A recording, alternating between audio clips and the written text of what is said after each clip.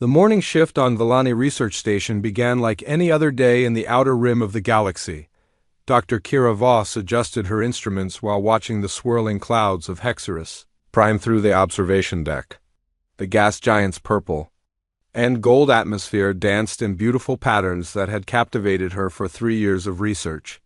She loved this peaceful assignment far from the political chaos of the galactic core. Lieutenant Vex Tolan sat at the communications console, monitoring routine traffic between mining ships and cargo haulers. The Villani were a peaceful species known throughout the galaxy for their scientific achievements and diplomatic nature. Their blue-scaled skin and large eyes made them appear harmless to most other species, which suited them perfectly. They preferred studying the universe rather than conquering it. Commander Thane Chorus reviewed the daily reports from his office overlooking the main operations center. The station housed 200 researchers, support staff, and security personnel. It was a small outpost dedicated to atmospheric studies and served as a way station for ships traveling the outer trade routes. Nothing exciting ever happened here, which was exactly how Chorus liked it. The first sign of trouble came from the deep space sensors. Technician Vex Mallory noticed unusual readings on his displays and called for Dr. Voss to examine them. The energy signatures were moving toward their system from the direction of empty space where no stars or planets existed. The readings showed massive objects approaching at speeds that suggested advanced propulsion technology. Dr. Voss studied the data with growing concern. The signatures were unlike anything in their databases. They moved in perfect formation and generated energy levels that exceeded most known starship designs. Whatever was approaching had technology far beyond what the peaceful species of this region possessed. She immediately contacted Commander Chorus. The situation escalated rapidly when the objects dropped out of hyperspace at the edge of their system. Long-range sensors revealed hundreds of massive vessels that defied conventional starship design. They were organic in appearance, resembling enormous sea creatures with writhing tentacles and pulsing bioluminescent patterns. The ships were alive, breathing and growing as they moved through space. Commander Chorus had never seen anything like them in his 20 years of service. The vessels registered as biotechnology, but on a scale that seemed impossible. Each ship was several kilometers long and appeared to be a living organism rather than a constructed vessel. They moved with the fluid grace of predators stalking prey. The alien fleet deployed in a perfect sphere around Hexerus Prime and began extending massive appendages toward the gas giant. Dr. Voss realized with horror that they were preparing to drain the planet's atmosphere. The process would destabilize the entire system and destroy everything within a dozen light years. Lieutenant Tolan intercepted communications between the alien vessels and managed to decode fragments of their language. The creatures called themselves the Ravik Collective and spoke of consumption and evolution. They referred to other species as food sources and described planets as merely resources to be harvested.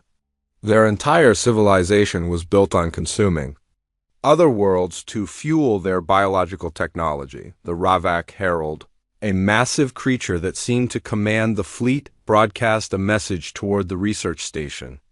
Its voice carried the authority of something ancient and powerful. It informed the Villani that their system had been selected for harvesting and that resistance was futile. The Herald spoke of the collective's destiny to consume all lesser species and evolve beyond the limitations of individual existence. Commander Chorus immediately activated the station's emergency protocols. He ordered all non-essential personnel to the evacuation ships while sending distress signals to every known civilized system. The nearest Galactic Council fleet was weeks away, far too distant to provide assistance. The Villani Defense Corps had only a few patrol ships in the region, insufficient to challenge even a single Ravak vessel. Dr. Voss watched helplessly as the alien bioships began their harvest. Massive feeding tubes extended from their hulls and penetrated Hexerus Prime's atmosphere. The gas giant's beautiful colors began to fade as its gases were consumed at an alarming rate. The process would take days to complete, but the environmental damage was already irreversible. The evacuation ships launched from the station but Lieutenant Tolan knew they would never escape the system in time. The Ravak vessels moved too quickly, and had already positioned themselves to intercept any fleeing ships. The creatures seemed to enjoy the fear of their prey and made no effort to quickly destroy the research station. In desperation, Dr. Voss remembered ancient records she had studied years ago. Deep in the galactic archives were references to a quarantined region of space where allegedly dangerous species lived.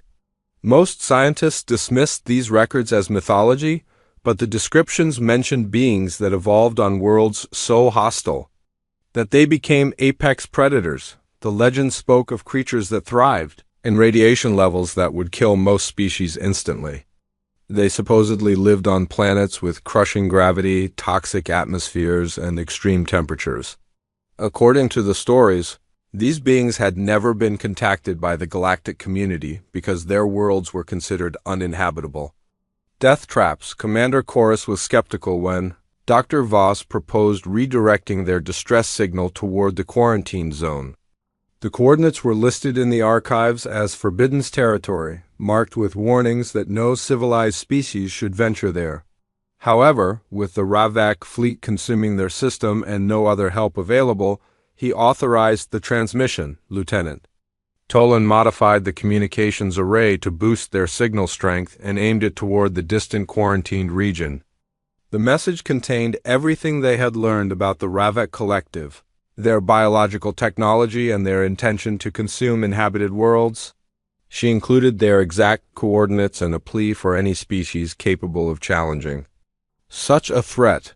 The signal traveled through subspace toward a region that had remained isolated from galactic civilization for millennia. Nobody knew if anything lived there or if the legends of Deathworld inhabitants were simply ancient myths. The transmission was an act of pure desperation from a species facing extinction. Hours passed as the Ravak continued their harvest. The bioships grew visibly larger as they consumed Hexerus Prime's atmosphere.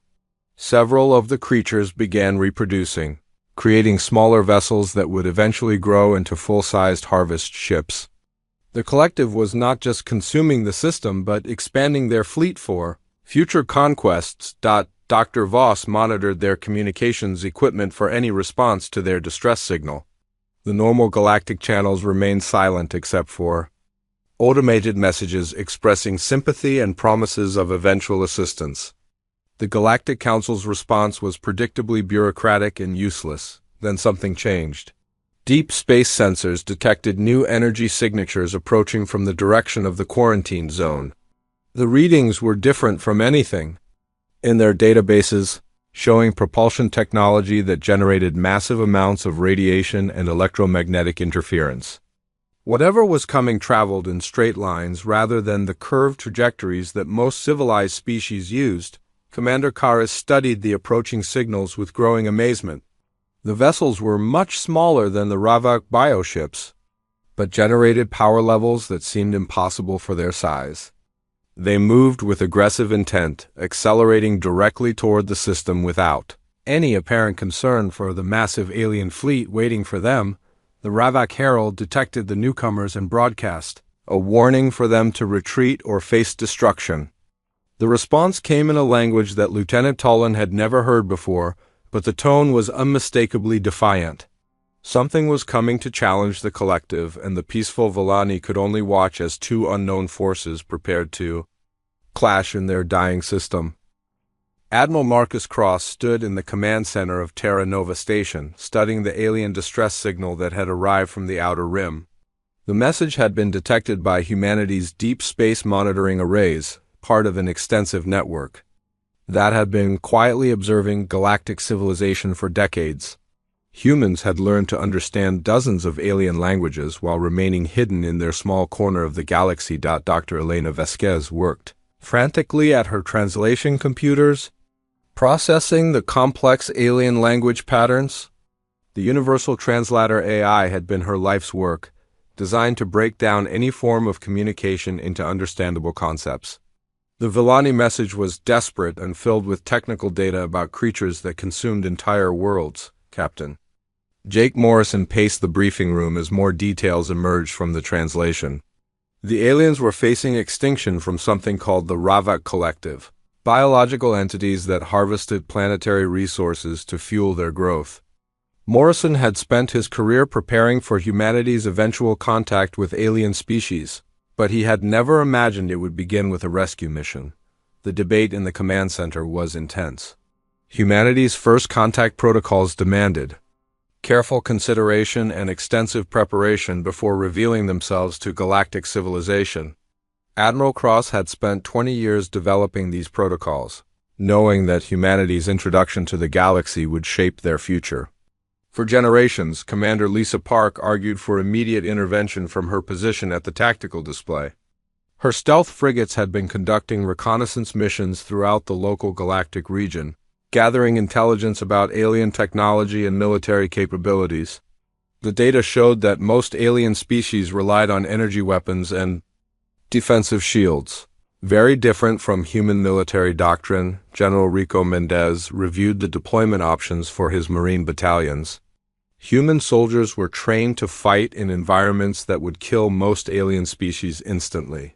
They could operate in hard vacuum, toxic atmospheres, and radiation levels that exceeded the tolerance of known galactic civilizations if the situation required ground combat. His forces were ready. The decision ultimately came down to humanity's fundamental nature.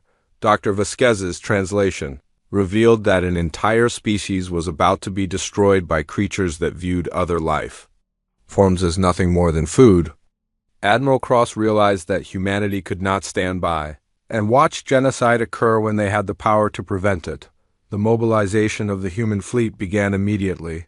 Ships that had been designed for deep space exploration and defense were rapidly converted for combat operations. The vessels appeared crude compared to the elegant curves of most alien starships, but their angular armor and massive weapon systems served a different purpose entirely. Captain Morrison's battleship Retribution led the main battle group, its hull bristling with kinetic weapons and electromagnetic pulse generators. The ship had been built to fight in the hostile environment of space without relying on energy shields or advanced materials. Every system was designed for maximum reliability and devastating firepower. Commander Park's stealth frigates prepared FOR reconnaissance and infiltration missions. These ships could operate undetected in most environments, using advanced sensor, dampening, and heat dissipation systems. They were designed to gather intelligence and strike critical targets without warning. The human fleet's departure from the Sol system was unlike anything that galactic civilization had ever witnessed. The ships moved in perfect formation, generating massive amounts of radiation and electromagnetic interference that would have been considered dangerous by most species. Humans had evolved on a world where background radiation was simply part of the environment. Dr. Vasquez continued refining the translation protocols during the journey to the Villani system.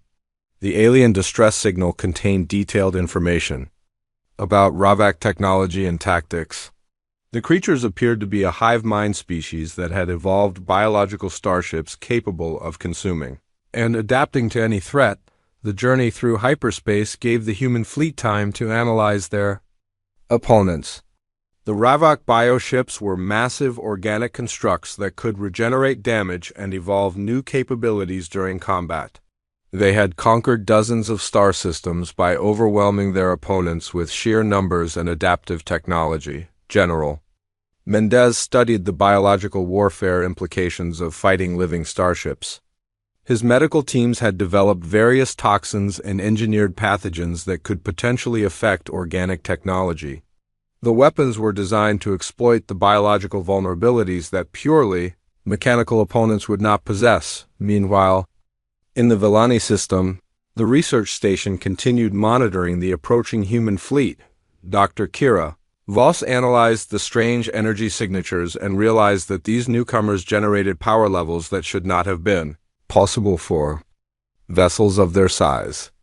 Their propulsion systems produced radiation that would have been lethal to most known species. Commander Thane Chorus watched the tactical display as two unknown forces converged on his dying system. The Ravak bioships had consumed nearly half of Hexerus Prime's atmosphere and were beginning to spawn new vessels. The alien fleet was growing stronger while preparing to face the mysterious newcomers. The first communication between humans and the Villani came when the fleet was still hours away from the system. Lieutenant Vex Tolan received the transmission in broken but understandable Villani language. The message was simple and direct, informing the research station that help was coming and that they should prepare for combat, rescue operations. The human fleet's approach strategy was unlike anything in galactic military doctrine. Instead of broadcasting diplomatic intentions or attempting to establish communication protocols, they simply declared their intent to engage the Ravak fleet in combat. There were no negotiations or demands for surrender, only a promise of violence. Captain Morrison's tactical officer analyzed the Ravak bioships as they entered sensor range. The creatures were indeed massive, each one several kilometers long and bristling with biological weapon systems. They moved through space like living predators, constantly growing and adapting to their environment. The Ravak Harold detected the human fleet and attempted to communicate with them using the same threatening language it had used on the Villani. The creature demanded that the newcomers surrender immediately or face destruction by the superior evolution of the collective.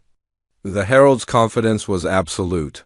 Based on millennia of successful conquests, Admiral Cross's response was broadcast on all frequencies in the Ravak's own language. Dr. Vasquez's translation systems had analyzed their communication patterns and could now speak directly to the aliens. The message was simple and uncompromising, demanding that the Ravak withdraw from the system immediately or face the consequences. The Herald's reaction was a mixture of amusement and contempt. These primitive creatures with their crude technology dared to threaten the collective. The bioships began preparing their weapon systems, confident that they would quickly destroy these newcomers and continue their harvest of the system. What the Ravak could not understand was that humans had been preparing for this moment throughout their entire evolutionary history. Every human ship carried weapons designed to exploit biological vulnerabilities. Every Marine battalion was trained to fight in environments that would kill most galactic species. Every tactical doctrine was based on the assumption that the enemy would be technologically superior. As the two fleets moved into engagement range, the Villani research station became a front-row seat to witness the clash between two apex predator species. The peaceful observers could only watch in terror and hope as the fate of their civilization hung in the balance between creatures they had never imagined could exist. The human fleet emerged from hyperspace at the edge of the Villani system with the precision of a military operation that had been planned for generations. Captain Jake Morrison stood on the bridge of the Retribution, watching the tactical displays as his crew analyzed the battlefield ahead. The Ravak bioships were even more massive than the intelligence reports had suggested, resembling enormous sea creatures that pulsed with alien life. Lieutenant Commander Amy Chun coordinated the initial sensor sweeps from her position at the tactical station. The human ships immediately began gathering data on Ravak technology, communication frequencies, and biological signatures. Unlike most galactic civilizations that relied on energy weapons and defensive shields, the humans had come prepared for a completely different type of warfare. Commander Lisa Park's stealth frigates had already begun their infiltration mission, using the radiation from Hexerus Prime to mask their approach. The ships moved through the system's debris field like predators stalking prey, gathering intelligence on Ravak defensive patterns and weapon capabilities. Park's crews were trained to operate in environments that would kill most alien species. The Ravak bioships were unlike anything in human military databases. Each vessel was a living organism that could regenerate damage, adapt to new threats, and reproduce during combat. They moved through space with the fluid grace of creatures that had evolved for predation, their biological weapon systems constantly shifting and growing. Dr. Elena Vasquez worked frantically to decode Ravak communications from her station aboard the command ship. The creatures communicated through a complex mixture of bioelectrical signals and chemical transmissions that resembled the nervous system of a massive organism. The translation revealed that the Ravak considered themselves the apex evolution of the galaxy, the collective's entire civilization. was based on the concept of consumption and growth. They viewed other species as nothing more than resources to be harvested and converted into biological matter for their ships. The Ravak had conquered hundreds of star systems using this philosophy, overwhelming their opponents with sheer numbers and adaptive technology. On the Vellani research station, Dr. Kira Voss monitored the approaching human fleet with growing amazement. The ships generated energy signatures that defied conventional physics, producing radiation levels that would have been lethal to most known species. Their propulsion systems seemed to thrive in the hostile environment of space. Lieutenant Bex Tolan received another transmission from the human fleet, this time in perfect Vellani language. The message informed the research station that combat rescue operations were about to begin and that they should prepare for emergency evacuation if necessary. The humans spoke with the confidence of beings who had never considered the possibility of defeat. Commander Thane Chorus watched both fleets maneuvering for position and realized that he was witnessing something unprecedented. The humans moved with aggressive intent, showing no fear of the massive Ravak bioships. Their tactical formations were designed for maximum firepower rather than defensive protection. The first direct communication between humans and the Ravak collective came when Admiral Marcus Cross broadcast a message to the Herald. Dr. Vasquez's translation systems had analyzed the alien language patterns and could now communicate directly with the creatures. The Admiral's message was simple and uncompromising. Cross identified himself as the commander of the Terran Defense Force and demanded that the Ravak withdraw from the system immediately. He informed the Herald that they had attacked civilian targets and that this aggression would not be tolerated. The message was delivered with the authority of someone who had never been forced to retreat from a battle. The Ravak Herald responded with a mixture of amusement and contempt. The creature could not understand how such primitive beings dared to threaten the collective. The bioships began adapting their weapon systems for combat against the newcomers, confident that they would quickly destroy these upstart creatures. The Herald's response revealed the fundamental difference between the two species. The Ravak had evolved as a hive mind that valued collective growth above individual survival. They could not comprehend the human concept of fighting for principles rather than resources. The creatures saw the universe as a hierarchy where the strong consumed the weak. Admiral Cross's reply was broadcast across all frequencies in the system. He informed the Herald that humanity recognized no hierarchy except the one they created through their own actions. The Admiral explained that humans had evolved on a world where survival required constant adaptation and that they had never accepted defeat as an option. The psychological warfare began immediately. Dr. Vasquez's analysis of Ravak communication patterns revealed that the creatures relied on intimidation and overwhelming force to defeat their opponents. Most galactic civilizations surrendered when faced with the collective's massive bioships and regenerative technology. Humans responded differently.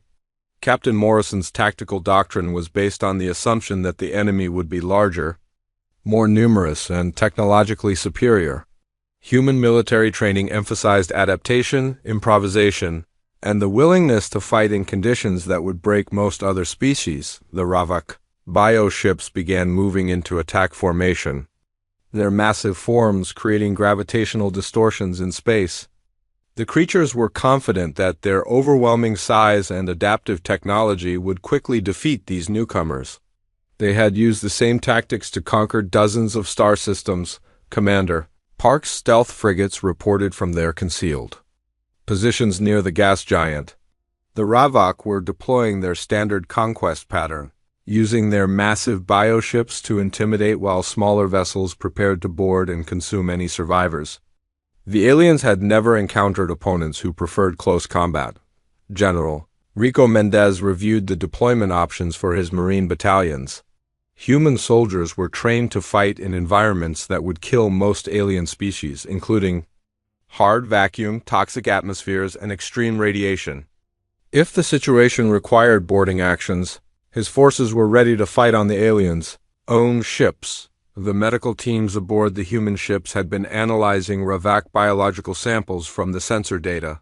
Dr. James Wright's preliminary reports suggested that the creatures were vulnerable to certain toxins and engineered pathogens that could disrupt their biological systems. The weapons were designed to exploit vulnerabilities that mechanical opponents would not possess, the Ravak. Harold made one final attempt at intimidation, broadcasting images of conquered worlds and destroyed civilizations. The creature wanted the humans to understand the futility of resistance against the collective's superior evolution. The message was designed to break the will of opponents before combat began. Admiral Cross's response was immediate and uncompromising. He informed the Herald that humans had studied the Ravak's previous conquests and had developed countermeasures specifically designed to defeat biological technology. The Admiral explained that humanity specialized in fighting opponents that others considered unbeatable. The tension in the system reached its peak as both fleets moved into engagement range. The Villani research station became an observation post for what promised to be a clash between two apex predator species. Dr. Voss realized that the outcome of this battle would determine not just the fate of her people, but the future balance of power in the galaxy. The Ravak bioships began charging their weapon systems, preparing to demonstrate their superiority to these primitive newcomers. The creatures were confident that their adaptive technology and overwhelming numbers would quickly end this confrontation. They had never encountered opponents who thrived on violence and considered impossible odds to be merely another challenge to overcome. The battle began with the Ravak bioships launching their first wave of attacks. Thousands of smaller organisms erupted from the massive vessels, resembling living missiles that twisted through space toward the human fleet. These creatures were designed to adapt to their target's defensive measures, learning from each impact to become more effective with subsequent strikes. Captain Jake Morrison watched the approaching swarm from the bridge of the Retribution and gave the order that would define humanity's first galactic battle. Instead of raising energy shields like most civilized species, the human ships activated their point defense systems. The space around the fleet suddenly filled with tungsten projectiles moving at significant fractions of the speed of light. The living missiles that had overwhelmed dozens of galactic civilizations simply disintegrated against the kinetic barriers. The Ravak organisms were designed to adapt to energy weapons and defensive shields, but they could not evolve fast enough to survive direct impact with solid matter moving at relativistic speeds. The first wave of attackers was destroyed completely. Lieutenant Commander Amy Chun coordinated the human fleet's response with precision that amazed the watching Villani. The ships moved in perfect formation, each vessel covering the others while maintaining devastating fields of fire. The humans fought like pack hunters, using coordinated tactics that maximized their collective firepower. Commander Lisa Park's stealth frigates emerged from their concealment near Hexerus Prime, having used the gas giant's natural radiation to mask their approach. The ships appeared behind the Ravak formation and immediately targeted the bioships, sensory clusters with focused electromagnetic pulse weapons. The organic vessels writhed in apparent pain as their nervous systems were disrupted. The Ravak Harold experienced something that the collective had not felt in millennia: genuine surprise. These primitive creatures fought with methods that defied galactic military doctrine. They showed no regard for their own safety and seemed to thrive in the hostile environment of space combat. The Herald ordered the bioships to adapt their tactics. Dr. Elena Vasquez monitored the alien communications from her station and reported to Admiral Marcus Cross that the Ravak were attempting to modify their organisms to counter human weapons. The creatures were learning from each exchange, but they required time to implement evolutionary changes. The humans had to maintain pressure to prevent adaptation. The second wave of Ravak attacks came in the form of massive bioplasma projectors that emerged from the larger vessels. These weapons fired concentrated bursts of living energy that could consume metal and organic matter alike. The projectiles moved slowly but carried enough destructive power to cripple conventional starships. The human response was immediate and devastating. Captain Morrison's battleship opened fire with its main armament, launching solid projectiles that had been accelerated to enormous velocities. The kinetic penetrators punched through the bioplasma fields and struck the Ravak vessels directly, causing massive structural damage that the creatures could not quickly regenerate. General Rico Mendez received authorization to begin boarding operations against the wounded Ravak vessels. His Marine battalions launched from their assault ships in armored pods designed to penetrate enemy hulls. The soldiers wore basic environmental suits that provided protection against radiation and toxic atmospheres, while allowing maximum mobility. Colonel Sandra Torres led the first boarding party into a damaged Ravak bioship. Her Marines moved through corridors that pulsed with alien life, breathing air that would have been toxic to most galactic species. The humans showed no fear of the hostile environment, treating the organic passages as simply another battlefield to be conquered. The Ravak defenders, encountered inside their own ships, were shocked by the humans' aggression. The creatures had expected borders to be weakened by the toxic atmosphere and bioelectrical fields that permeated their vessels. Instead, the human Marines fought with increased intensity, as if the hostile environment actually enhanced their combat effectiveness. Dr. James Wright's biological warfare protocols proved devastatingly effective against the Ravak bioships. The human medical teams had developed targeted pathogens and engineered toxins that attacked the organic systems of the alien vessels. The weapons were designed to exploit the biological vulnerabilities that purely mechanical opponents would not possess. The Ravak bioships began showing signs of systemic infection as the human bioweapons spread through their organic systems. The creature's advantage of rapid adaptation became a liability when faced with aggressive pathogens that evolved faster than their immune responses. The alien vessels started to sicken and weaken. On the Villani research station, Dr. Kira Voss watched the battle with growing amazement. The human fleet was systematically dismantling opponents that were twice their size and had previously seemed invincible. The tactical patterns were unlike anything in the galactic military databases. Combining aggression with technical precision, the Ravak Herald attempted to communicate with the human fleet, offering to negotiate a withdrawal in exchange for allowing the collective to complete their harvest of Hexerus Prime. The creature could not understand why these newcomers would risk their lives to protect an alien species they had never encountered. Admiral Cross's response was immediate and uncompromising.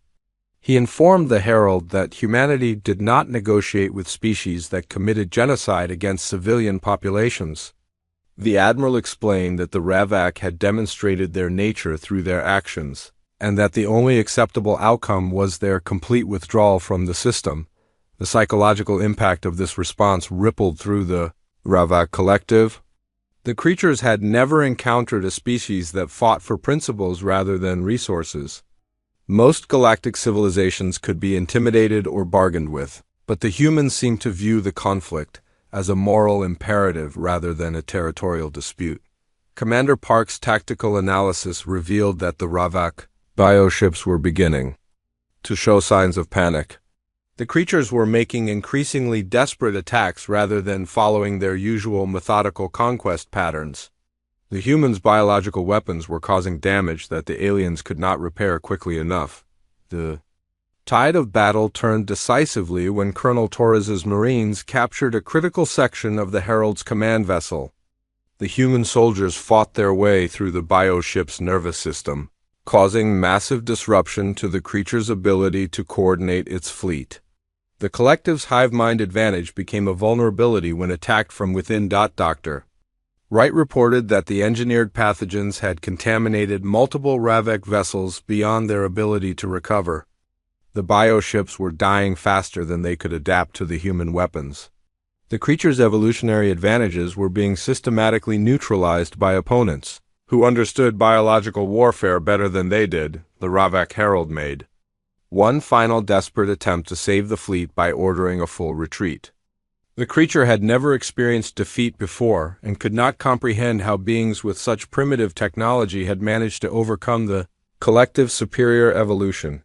The Herald's communications revealed fear for the first time in the creature's existence, Admiral Cross coordinated the human fleet's pursuit of the retreating Ravak vessels. The humans had no intention of allowing the creatures to escape and potentially threaten other star systems.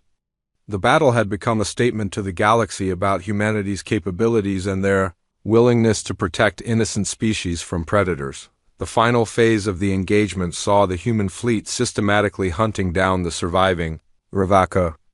The bioships. Captain Morrison's forces showed no mercy to creatures that had demonstrated their willingness to commit genocide. The battle ended with the complete destruction of the collective's harvest fleet, leaving only debris and the fading bio-electrical signatures of dead organisms. The Ravak Herald floated in the command chamber of its dying bioship, experiencing emotions that the collective had not felt in thousands of years. Fear coursed through its biological systems as it watched the human fleet systematically destroy everything the Ravak had built. The creatures that had conquered entire star systems were being hunted to extinction by beings they had dismissed as primitive. Admiral Marcus Cross stood in the command center of his flagship, coordinating the final phase of the battle with the cold efficiency of a predator eliminating a threat. The human fleet had moved beyond simple victory into complete annihilation of the Ravak presence in the system. Every bioship would be destroyed to ensure that the collective could never return to threaten innocent species. Commander Lisa Parks. Stealth frigates tracked the few surviving Ravak vessels as they attempted to flee the system. The alien bioships were severely damaged and leaking biological fluids into space, leaving trails that the human sensors could follow easily. Park's crews had orders to ensure that no Ravak creature escaped to warn other collective fleets. The systematic pursuit demonstrated humanity's understanding of galactic warfare on a level that most species had never achieved. The humans realized that allowing enemies to escape would only result in larger conflicts later. Their military doctrine emphasized complete victory rather than negotiated settlements that could be broken when convenient. Dr. James writes. Biological weapons had infected the remaining Ravak vessels with engineered pathogens that would prevent them from regenerating for months. The creatures' advantage of rapid adaptation had been turned against them by opponents who understood biological warfare better than they did.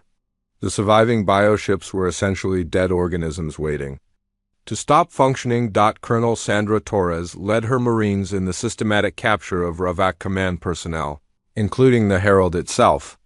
The human soldiers moved through the dying bioships with clinical efficiency, securing prisoners and gathering intelligence about the collective's other fleets.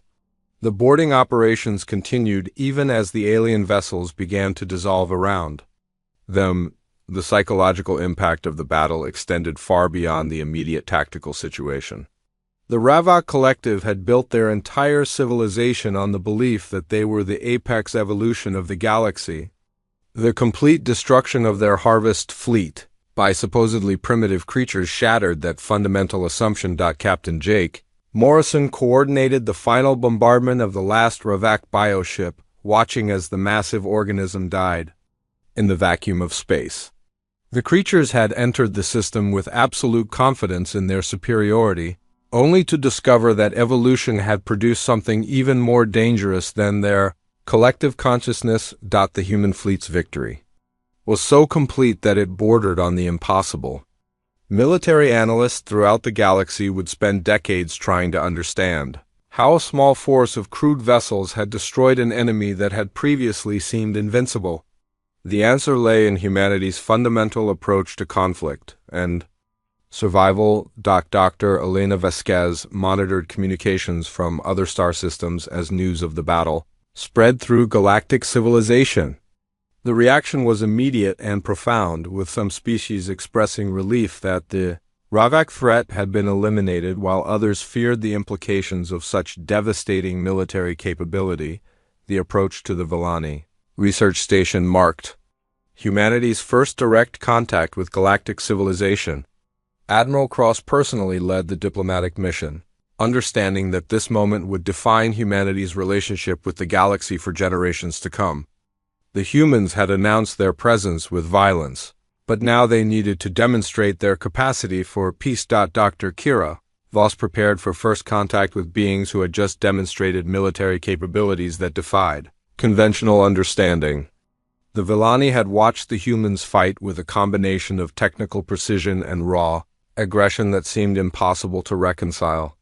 These creatures were clearly apex predators, but they had risked their lives to save strangers. The meeting between Admiral Cross and Dr. Voss took place in the research station's main conference room, with both species taking their first careful steps toward understanding each other. The humans appeared surprisingly normal despite their devastating military capabilities, showing genuine concern for the Villani survivors and offering immediate humanitarian assistance. Commander Thane Chorus coordinated the relief efforts as human medical teams provided aid to the research station's personnel. The humans treated their patients with the same clinical efficiency they had shown in combat, demonstrating advanced medical knowledge that suggested their civilization was far more sophisticated than their crude-appearing ships indicated. The conversation between the two species revealed fundamental differences in their approaches to survival and conflict. The Villani were a peaceful species that preferred negotiation and compromise, while the humans had evolved in an environment where such luxuries were not always available. The humans had learned to fight for survival from their earliest evolutionary stages. Admiral Cross explained humanity's position in simple terms that the Villani could understand. His species had been monitoring galactic civilization for decades, learning about other cultures while remaining hidden. The decision to reveal themselves had been driven by moral imperatives rather than territorial ambitions or resource acquisition. The humans offered the Villani technology, medical assistance, and most importantly, protection from future threats. The offer came with no demands for tribute or territorial concessions, confusing the Villani who were accustomed to galactic politics based on mutual advantage and resource sharing. Lieutenant Bex Tolan established communication protocols with the human fleet, creating the first formal diplomatic channel between humanity and galactic civilization. The process revealed that the humans had been preparing for this moment for generations, developing translation systems and cultural analysis programs that demonstrated their serious intent. The departure of the human fleet from the Villani system carried symbolic significance that resonated throughout the galaxy. The ships that had arrived as mysterious saviors were leaving as protectors, having established humanity's position as guardians of innocent species rather than conquerors seeking expansion. Dr. Vasquez's final transmission to the research station contained communication protocols and a promise that humanity would respond to similar threats in the future. The message was broadcast across all known galactic frequencies, ensuring that every civilized species would understand the new reality of galactic politics. The reaction from various galactic civilizations was immediate and varied. Some species began seeking human alliance, recognizing that protection from threats like the Ravak Collective was worth the potential risks of associating with such dangerous beings. Others retreated to their core systems, fearing that humanity might eventually turn their weapons on former allies. A few military powers began planning preemptive strikes against humanity, believing that such dangerous creatures should be eliminated before they could become a larger threat. These species failed to understand that humans had spent their entire evolutionary history preparing for exactly such challenges. The Galactic Council convened emergency sessions to discuss the implications of humanity's emergence. The debates revealed deep divisions about whether these newcomers should be welcomed as protectors or feared as potential conquerors.